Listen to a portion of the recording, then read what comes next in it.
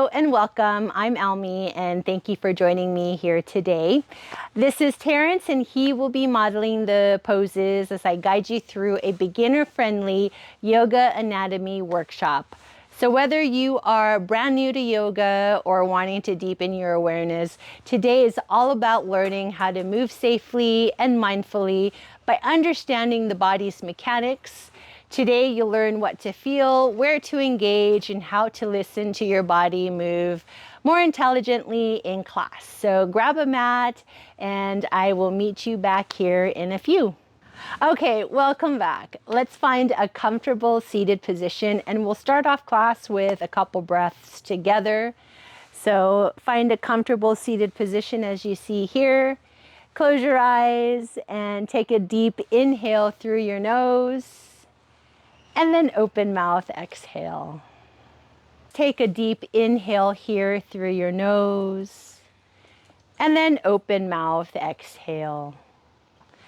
We'll take one more inhale in. And then open mouth, exhale. And then one final breath in through our nose. And then open mouth, exhale. Go ahead and blink open your eyes. And we're going to get started along with our animals. So our first section, what we're going to cover today is our spine. And this is really our central, our central axis. The postures we're going to go into today would be cat-cow, tabletop, and of course our neutral spine. So let's begin in a tabletop position. So go ahead and Terence, if you can go into tabletop. Here, your spine is supported. Tabletop, your knees on the ground, yes. And then your elbows, your wrists right below right below your shoulders. And tabletop is going to look different for a lot of folks, depending on where your body is today. Now, your spine is your support structure as it connects your whole body. It protects your spinal cord and gives you movement. Now, in yoga, we always want to keep the spine mobile, but supported. So, Terence, if you can go ahead and start going into just several rounds of cat-cows as you inhale, dropping your belly. And as you exhale, pushing the mat away as you round out your spine. Now, as you can see here, as he continues with cat-cow, there's a couple of things that's happening from an anatomy standpoint. Now, when he's going into cat, which is where his belly is dropping, that is our flexion, right? The abdominals contract, your spinal extensors lengthen.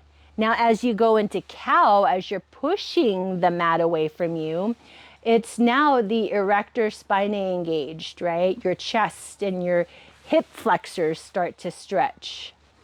So as you continue on a few more of these of cat-cow, start to feel, what you should be feeling right now is, feeling your belly pull in on the exhale and then engaging at your core. And as you inhale here, feeling the stretch across the front chest, the body, and your low belly.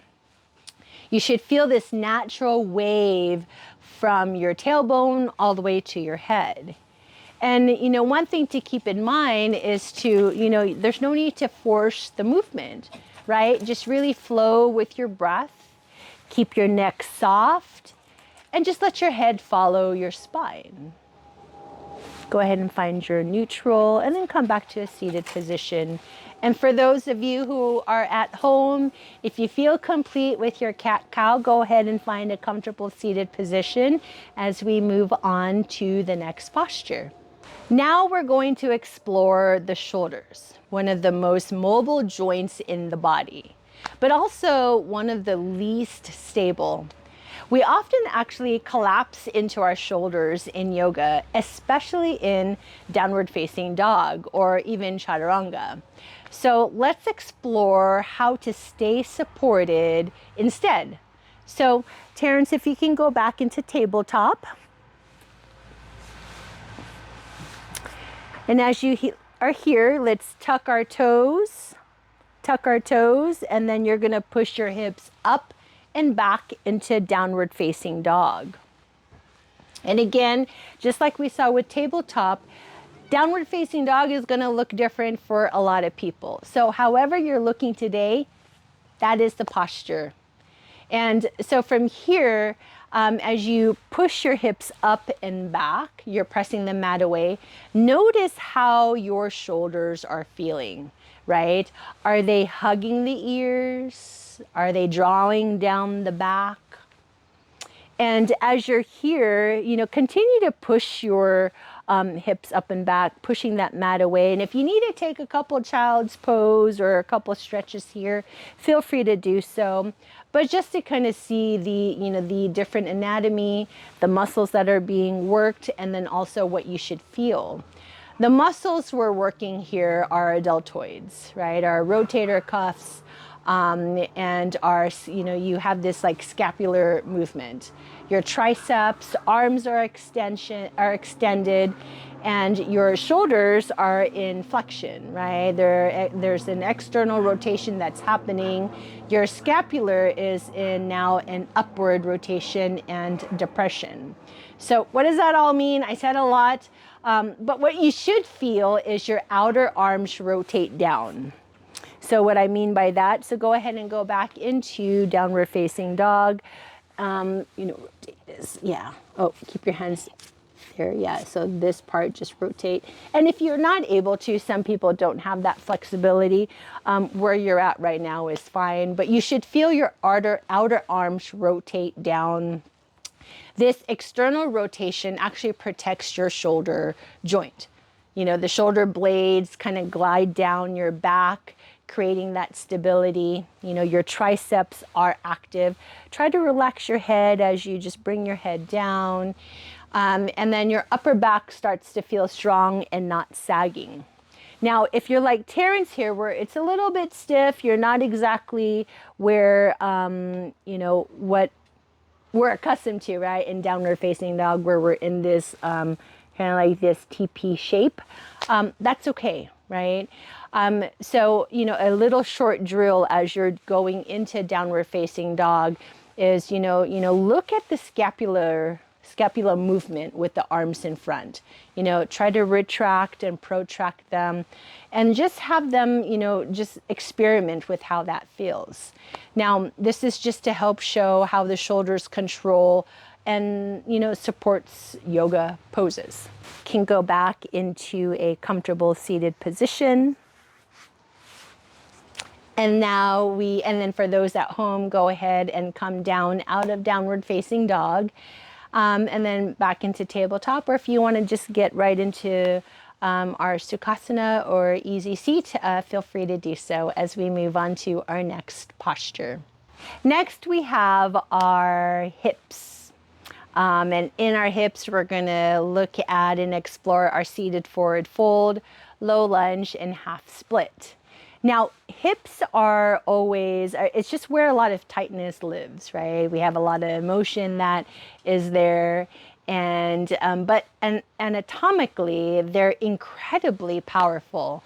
They connect our torso and legs and are involved in so many movements when it comes to yoga. So as you're here, Terence, go ahead and extend your legs out as we set up for our seated forward fold. So for everyone at home, come into a seated position with your legs extended out in front of you. Now, we don't have blocks today, but if you have blocks, you may use the blocks underneath your knees for additional support. But in this case, Terence will try to attempt this without. So in forward fold, instead of reaching for your toes, right, what I want you to focus on is tilting the pelvis forward, right? So we're almost as if you're folding you know, at you're hinging at your hips right here and hinging forward. Imagine you're pouring water out of your hip, right? You have like this hip bowl. And so as you're in this forward, go ahead and move into forward fold. And we're just going to be here for a few breaths. And again, it's not a matter of trying to reach for your toes, but just being in this posture. Now, what's happening here from an anatomical standpoint, your hips are flexing, your hamstrings start to lengthen, your spine ideally stays long, just again, depending on where you're at in your practice. And then the muscles that you're working, right? It's a lot, right? You're working your hamstrings as they lengthen. You're working your glutes. Your glutes helps you stabilize, you know, where you are at in this posture. And then your main spine. Quadriceps start to engage and release the hamstrings. And so it's a lot that's happening here. So come up in a, you know, just a normal seat. And so as you know, if you're still at home, if you want to stay in your forward fold a little bit more, you may. You may feel a little bit of tightness where your thigh meets your pelvis, and that's where your hip crease is at. So if you round too much, you shift and, you know, you shift the stretch to your lower back.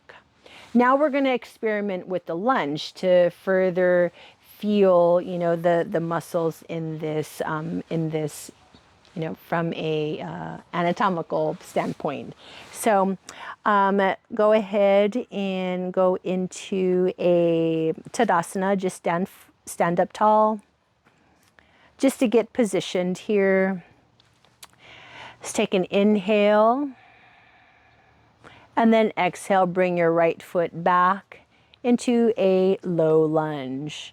So, yep. So as you're here, if you can see your knee doesn't go past your ankle. Now in a low lunge, you know, your back leg is now in extension. Your hip flexors, you know, you start to feel them stretch. And your front leg in flexion, where you start to feel like your glutes and your hamstrings begin to stabilize. And here, what are you supposed to feel? Well, you should feel you're opening up your hip area, your hip flexors, your psoas, and your quads.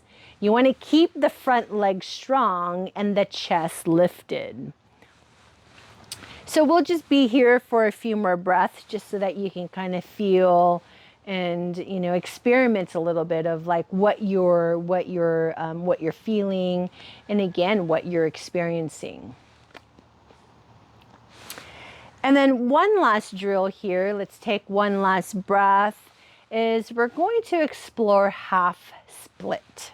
So what I want you to do here is go back into a low lunge.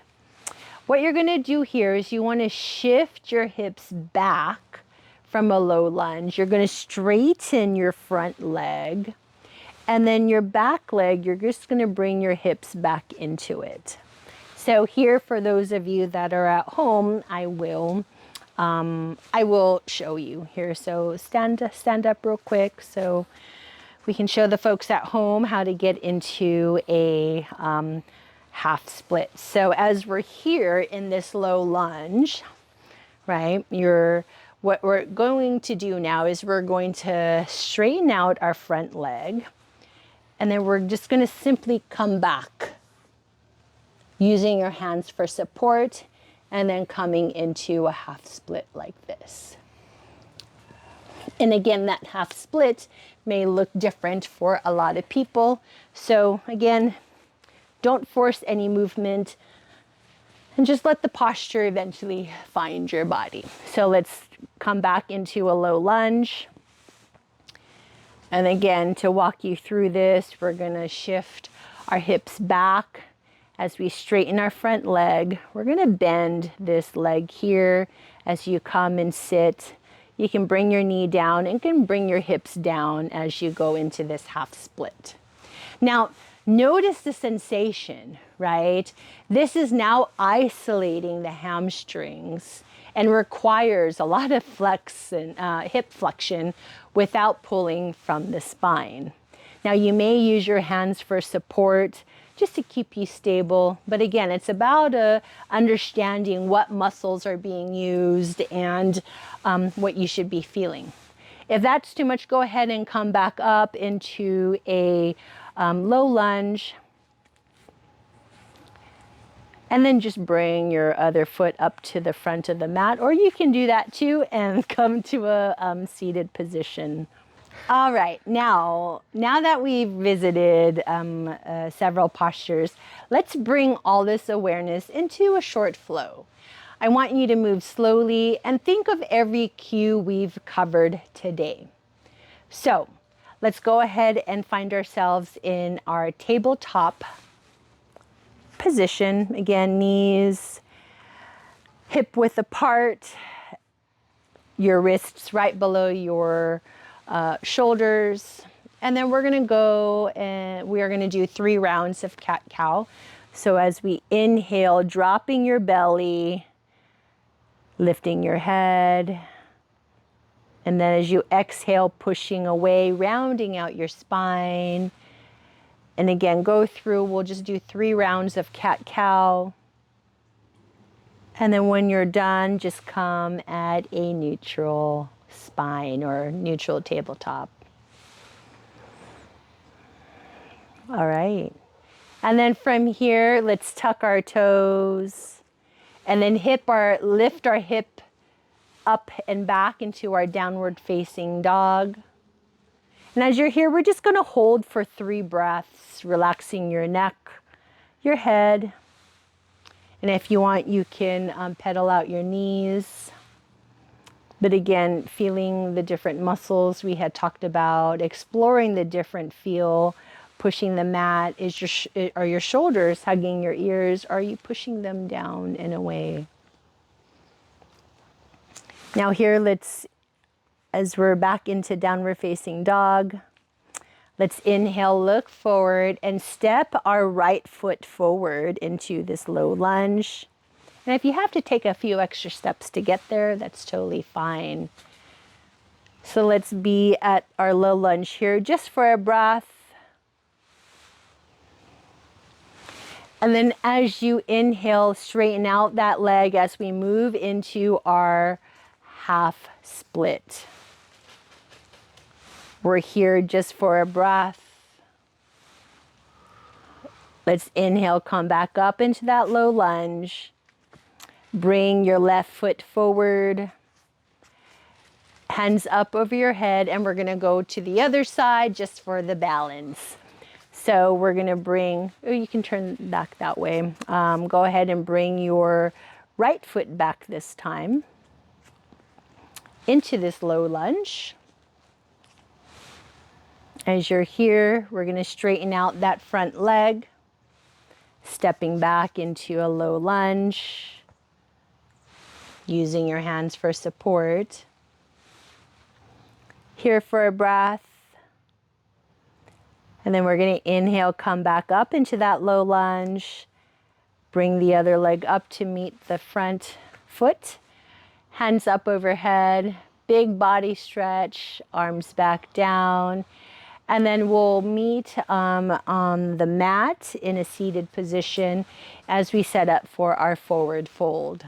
All right, everyone. So Terence and I are switching places. He needs a little break. So for the final posture, we are going to go into our forward fold.